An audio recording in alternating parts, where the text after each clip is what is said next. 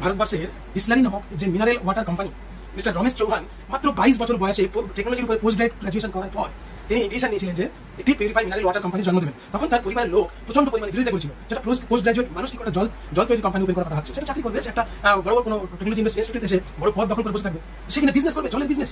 তো রমেশ চৌহান সাহেবের এতটাই দূরদৃষ্টি ছিল যে পরিবেশের যে দূষণ সেটা কিন্তু মাটির তলায় জলের ভান্ডারে পৌঁছাবে, আগামী দিনে মিনারেলস ওয়াটারের প্রচন্ড ক্রাইসিস থাকবে, মানুষের পিউরিফাই ওয়াটার কিনে খাওয়ার প্রবণতা এমন বাড়বে, তখন কিন্তু কেউ এক প্যাকেট জল কিনে খেত না। তার পরিবার বলেছিল, আরে 1 কিলো দুধ যেখানে বিক্রি করতে ঘোষকে বাড়ি ঘুরতে হয়, আর তোমার জল কিনা লোক যেটা কিনবে। যে তার কনফিডেন্স এতটা দেখুন, তিনি কিন্তু সেই বিসলারি কোম্পানি প্রতিষ্ঠা করে দেখিয়েছিলেন। আজকে ভারতবর্ষের নাম্বার 1 বিসলারি ব্র্যান্ড। আজকে দুধ বিক্রি হয় 60 টাকা, কিন্তু একটা মিনারেলস ওয়াটারের 1 লিটার প্যাকেট বিক্রি হয় 100 থেকে 125 টাকা। এবং হিমালয়ান বা বেশ কিছু মেডিকেটেড কোম্পানি মিনারেল ওয়াটার কিন্তু 100 টাকার উপরে বন্ধু। তো যাই হোক, জল অপচয় বন্ধ করুন।